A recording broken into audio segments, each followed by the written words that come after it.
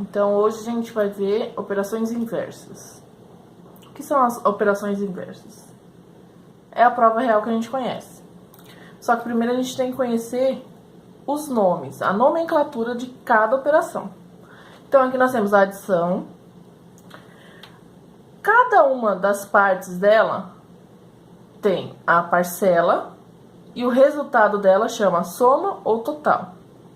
Lembrando que nós temos sempre que organizar unidade, dezena e centena. E a conta, a gente tem que lembrar que a gente sempre começa a realizar ela pela unidade. Aí temos a subtração. A subtração, ela tem o minuendo, que é o número de qual a gente vai tirar, o subtraindo, que é o número a quantidade que nós vamos retirar, o resto ou a diferença, que é o resultado. Lembrando também que sempre devemos organizar pela unidade, dezena e centena. E na subtração, a ordem da conta influencia. O número maior sempre tem que estar em cima, senão você não consegue realizar ela, certo? Agora veremos sobre a divisão. Ela pode ser demonstrada com os dois pontos e o traço ao meio e somente os dois pontos. Então, nós temos o dividendo, que é a quantidade que nós vamos dividir, o divisor, que é a quantidade pela qual nós vamos dividir, o quociente, que é o resultado. E aqui, quando há algum número, chama-se resto. Se dá zero, não há resto. Na multiplicação, nós reconhecemos ela pelo x ou também pelo ponto. Na multiplicação, nós temos os fatores e o resultado chama-se produto. Na multiplicação, podemos resolvê-la de várias formas. Aqui nós temos 12 vezes 3, que é 36. Podemos também fazer da seguinte maneira: 12 mais 12 mais 12, que também dá 36.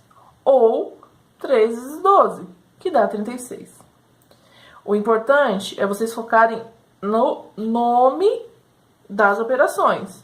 Porque quando for explicar realmente as operações inversas, vocês vão ter que saber exatamente o nome. Que nem aqui, o fator, você vai pegar o fator e dividir pelo o dividendo, por exemplo. Então, você tem que lembrar exatamente o nome de cada um. Então, operação inversa. As operações matemáticas que realizamos possuem uma característica muito importante. Cada uma delas possui uma operação inversa. É como se pudéssemos resolver a continha de trás para frente. Essas operações inversas também são chamadas de prova real. Então, aqui nós temos a adição e subtração. A adição é inversa à subtração.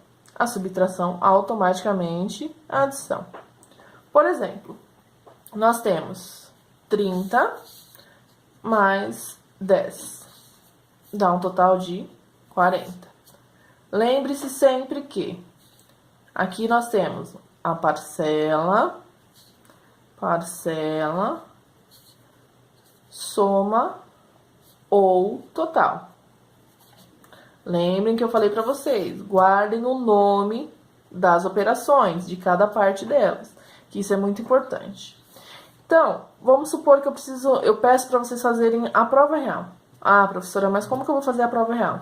Então, você pega a soma ou total, que é 40, e subtrai uma das parcelas, pode ser qualquer uma. Então, eu vou fazer 40 menos 10, dá 30. Ou se eu fizer 40 menos 30 é igual a 10. Percebam que os números que estão aqui também se encontram aqui. Todos que estão aqui têm que estar aqui. Então, se eu somar aqui, 10 mais 30 dá 40. Então, a conta está certa. Agora, a subtração. A subtração, ela tem uma regrinha. Por exemplo, eu tenho 29 menos 12, que é igual a 17. Lembrando de novo, minuendo, subtraindo, resto ou diferença. certo? Então, aqui, para fazer a prova real, eu tenho que pegar o resto ou a diferença, somar ao subtraindo, que aqui no caso, 12. Então, 17 mais 12, 7 mais 2, 9. 1 mais 1, 2. Aqui eu vou explicar por que tem que ser sempre com o subtraindo. Se eu pegar o resto ou a diferença, que é 17, mais o minuendo, já dá mais do que eu preciso. Então, você não pode fazer isso. Você tem que ter essa regra na cabeça. Sempre vai ser o resto mais o subtraindo, porque senão dá o resultado errado. Tá bom? Vamos fazer também o minuendo menos o resto ou a diferença, que vai dar o subtraindo. Ou seja, os três números que estão na conta vão se encontrar aqui embaixo. Então, ó, 29 menos 17 é igual a 12. Nós temos minuendo, resto ou diferença, subtraindo. Então, os três elementos que nós precisamos, que estão aqui também. Então, a conta está certa. Qualquer um dos números que der, que esteja na conta, está correto. Na operação inversa, veremos multiplicação e divisão. Multiplicação é a operação inversa da divisão. Automaticamente, divisão é a operação inversa da multiplicação. Então, vamos lá. Por exemplo, 2 vezes 5 é igual a 10. Ah, uma conta bem simples. Nós temos aqui o fator, o outro fator e o produto, certo? Como que eu faço para fazer a prova real, operação inversa? Eu pego o produto, neste caso é 10, divido por um dos fatores. Vamos dividir primeiro 10 por 5. Então, eu sei que 10 dividido por 5 dá 2. 2 vezes 5, 10. Para 10, nada. Então, não há resto. Lembrando que todos os números têm que estar nas duas contas. Eles aparecem nas duas contas. Então, pegamos o produto e dividimos pelo outro fator. 10 dividido por 2 dá 5. 5 vezes 2, 10. Para 10, nada. Percebam que a conta dá um resultado exato. E todos os elementos que estão aqui também se encontram aqui. Isso vocês têm que prestar atenção. Sobre a divisão. A divisão tem uma regrinha que vocês têm que prestar bastante atenção, tá? Então, eu tenho 15 dividido por 5, que é igual a 3. 3 vezes 5, 15. Para 15, nada. Então, não há resto. Lembrando que nós chamamos aqui de divisor. Ele também é conhecido por denominador. Aqui, o número 3, ele é o quociente, que é o resultado da conta. E aqui, nós temos o dividendo. Certo? Professora, como que eu faço essa prova real, essa operação inversa agora? Você vai pegar o quociente e multiplicar pelo divisor ou denominador. Então, neste caso, 3 vezes 5. O resultado dessa conta tem que ser o valor dividendo. 3 vezes 5, 15. Percebam que, novamente, todos os elementos que se encontram nessa conta também estão aqui, certo? Mas, se eu fizesse 3 vezes 15, nós caímos no mesmo caso da multiplicação. Daria certo? Não, porque daria maior do que a quantidade do dividendo. Lembrando que, vou pegar uma outra conta para dar um exemplo bem simples para vocês. Professora, mas se a conta tiver resto, o que eu faço com ele? Vamos lá, vamos saber se está certinho. Por exemplo, 37 dividido por 6 dá 6. 6 vezes 6, 36. Aqui, 3 menos 3, 0. 7 menos 6, sobra 1. Como que eu faço a prova real disso? A operação inversa.